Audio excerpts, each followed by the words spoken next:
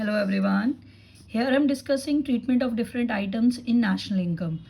Most of the student get confused कि कौन सी item national income में इंक्लूड होनी चाहिए, कौन सी नहीं होनी चाहिए. ये ध्यान से वीडियो देख लेना, एग्जाम में आपकी हेल्प होगी क्योंकि 4 मार्क्स के लिए बहुत इंपॉर्टेंट क्वेश्चन होता है कि आइटम्स कौन सी नेशनल इनकम में इंक्लूड होती हैं, कौन सी नहीं होती. फर्स्ट वन, अगर आपने नॉट इंक्लूडेड या इंक्लूडेड लिखा है तो उसका रीज़न दोगे तो मार्क्स मिलेंगे, इसलिए रीज़न भी साथ में लिखना ज़रूरी है. फर्स्ट वन, कौन सी आइटम्स हैं जो नेशनल इनकम में नहीं इंक्लूड होती, not included. First, transfer payments. Transfer payments क्या होती हैं? Unilateral one side payment. That's why these are not added in national income, क्योंकि ये कोई भी वैल्यू ऐड नहीं करती, कोई प्रोडक्टिव एक्टिविटी इनके साथ कनेक्ट नहीं होती. That's why these are not included in the national income. ये कौन कौन सी होती हैं? Scholarship, old age pension, unemployment, gift, expenditure, birthday, marriage, ठीक है, expenditure on birthday, pocket money, remittances from abroad, financial help to victim of natural calamities, meals to beggars, compensation given to accident victims. कहने का मतलब किसी तरह की कोई charity, gifts, grants, these are not included in the national income.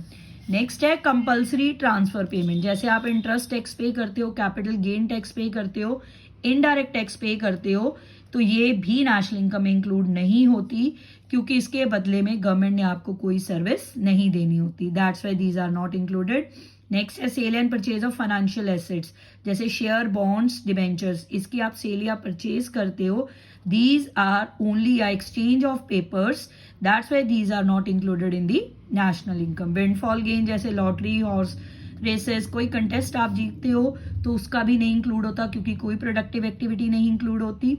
Next है non market transactions, जैसे kitchen gardening है, parent teaching their own children है, तो इसमें भी कोई मार्केट वैल्यू ऐड नहीं होती, कोई पर्पस नहीं होता अर्निंग इनकम का.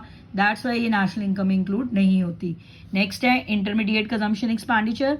इंटरमीडिएट कंजम्पशन एक्सपेंडिचर में अभी फाइनल वैल्यू ऐड होनी होती है, फाइनल गुड्स ऐड होते हैं, इसलिए ये फाइनल गुड में इंटरमीडिएट की वैल्यू एडेड होती है.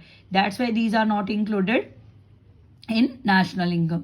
इसकी एग्जांपल है जैसे raw material purchase by firm, vegetable purchase by restaurant, milk purchase by dairy, ठीक है जी. Sale and purchase of second hand goods, इसकी भी नहीं इंक्लूड होती क्योंकि इनकी वैल्यू जब फर्स्ट टाइम ये सेल या परचेज होती है तब इंक्लूड हो चुकी होती है, इनकी कमीशन ऐड होती है, इनकी सेल एंड परचेज नहीं ऐड होती. कैपिटल लॉस हो जाए, जैसे अर्थक्वेक, कोई नेचुरल क्लैमिटी से आपका लॉस हुआ है तो ये नेशनल प्रोडक्ट को इफेक्ट नहीं करता. That's why these are not included.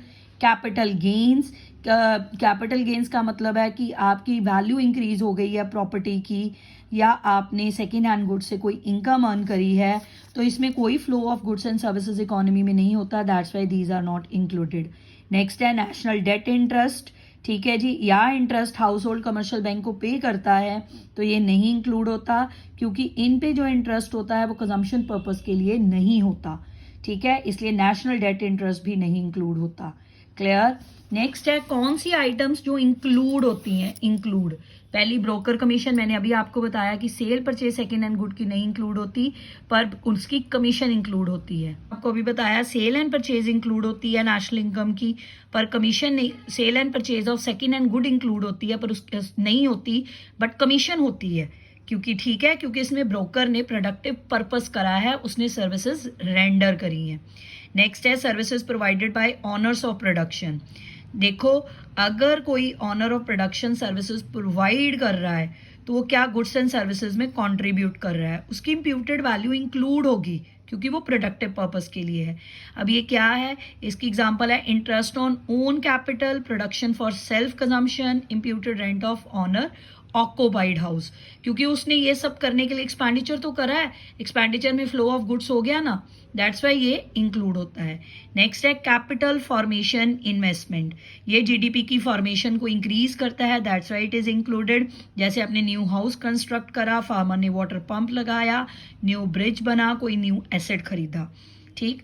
Payment of bonus, ये कंपनसेशन ऑफ एम्प्लॉयज का पार्ट होता है। सीओई जैसे नेशनल इनकम मेथड से निकालते हैं, उसका फर्स्ट कंपोनेंट है compensation of employees. So bonus उसका पार्ट होता है, that's why it is included. इसमें क्या क्या आ सकता है? Contribution to provident fund by employer, free clothes given to worker, remember it, ये इसकी एग्जाम्पल है, ये एग्जाम्पल आ सकती है आपको। Subsidise lunch serve to worker, free medical facilities provided to employees, house rent allowance, rent free home given by employer.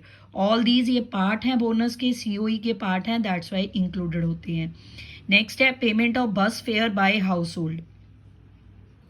अब अगर आपने हाउस होल्ड की बाय हाउस होल्ड ने एक बस फेयर पे करा है, तो ये कौन सा? उसकी प्राइवेट फाइनल कंजम्पशन एक्सपेंडिचर का हिस्सा हो गया, that's why it is included. ये एक्सपेंडिचर मेथड में इंक्लूड होता है प्राइवेट फाइनल कंजम्पशन एक्सपेंडिचर। अब इसकी एग्जांपल क्या है? जैसे एग्जामिनेशन फीस स्टूडेंट ने पे करी, इंश्योरेंस प्रीमियम एम्प्लॉयज ने पे करा, ड्यूरेबल गुड्स खरीदी या टेलीफोन बिल पे करे, all these are the part of national income. Profit earn by an Indian economy from its branches abroad, ये फैक्टर इनकम का पार्ट होता है from abroad, that's why it is included. इसमें क्या क्या आता है? जैसे profit earn by branch of an Indian bank in India, wages received by Indian employees working in foreign embassies, rent received by Indian residents on their building, rented out to foreigners, ठीक है, ये सारे part हैं factor income from abroad के। Next है free services. Free services में क्या आएगा? जैसे dispensary, education by government, street lighting पे खर्चा करा, तो ये गवर्नमेंट फाइनल कंजम्पशन एक्सपेंडिचर का पार्ट है, that's why it is included. Expenditure incurred by foreign tourist in the country, ये हमारे लिए क्या हो गया? Exported goods are produce within the domestic territory, उसने हमारी कंट्री में आकर कुछ कंज्यूम करा तो उसकी इनकम हमें होगी, that's why it is included in national income. Interest on loan paid by commercial bank, ठीक है, अगर कमर्शियल बैंक लोन पे इंटरेस्ट पे करता है तो वो इंक्लूड होता है। हाउस होल्ड, ठीक है, हाउस होल्ड या नेशनल डेट है वो नहीं इंक्लूड होता, क्योंकि जो ये कमर्शियल बैंक लोन लेगा वो क्या होगा? प्रोडक्टिव पर्पस का, that's why it is included in national income. अब कुछ एग्जांपल्स होंगी जो आप देख लेना ध्यान से कि कौन सी आइटम्स हैं जो इंक्लूड होंगी या नहीं इंक्लूड होंगी। This is all about the included and not included.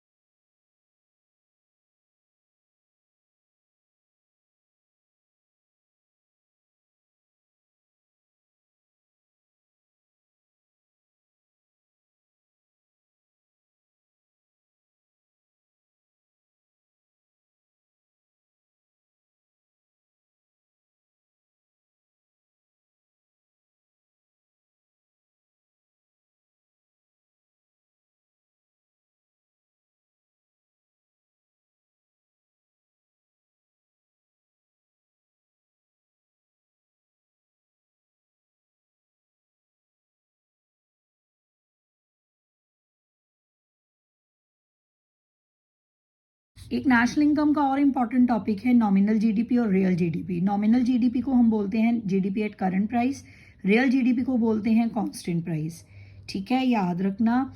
ये बेस ईयर का प्राइस होता है रियल जीडीपी, वो करंट ईयर का प्राइस होता है नॉमिनल जीडीपी, क्लियर। अब इनके फॉर्मूलाज क्या हैं? Nominal GDP upon price index into 100 real का, नॉमिनल का क्या बन जाएगा? Real GDP into price index divide by 100, clear है। ये इसका फॉर्मूला है कैलकुलेट करने का।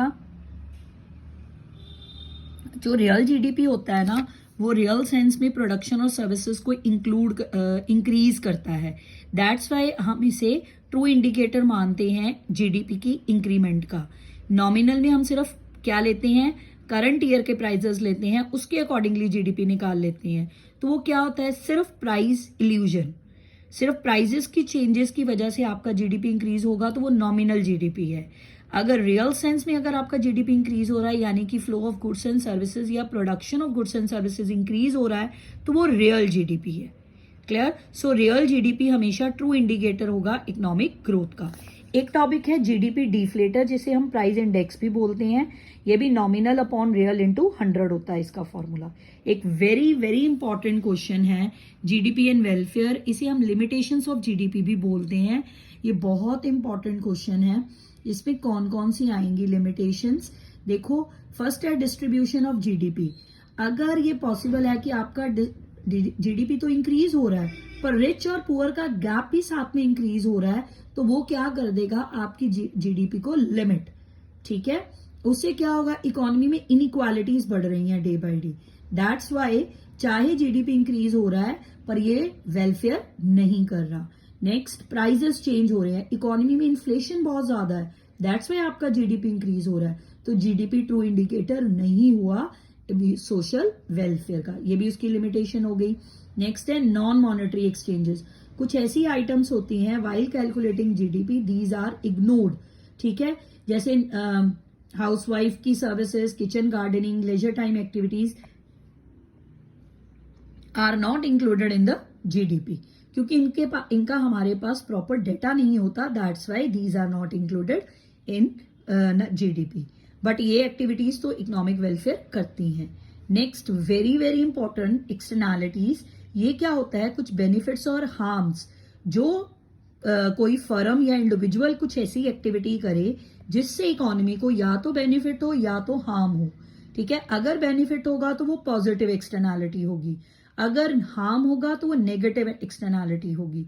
इसकी एग्जांपल है नेगेटिव की, जैसे भी इंडस्ट्रियल प्लांट्स चाहे जितना मर्जी वो इन्वायरमेंट पोल्यूशन का अरेंजमेंट कर लें, पर उनके स्मोक से इन्वायरमेंट पोल्यूट होगा ही होगा, ठीक है। तो ये इफेक्ट करेगा इकोनॉमी को negatively, that's why this is negative externality.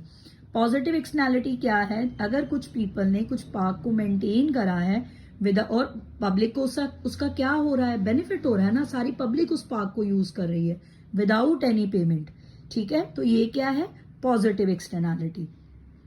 ये भी हम इग्नोर करते हैं वाइल कैलकुलेटेड नेशनल इनकम या GDP. Next, rate of population growth. GDP does not consider the changes in the population of the country, ठीक है।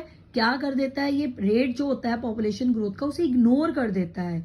तो इग्नोर कर देता है, इससे भी इकोनॉमिक वेलफेयर नेगेटिवली इंपैक्ट होता है। जितनी ज्यादा पॉपुलेशन होगी उतनी पर कैपिटा इनकम कम हो जाएगी लोगों की, that's why population negatively impact करता है।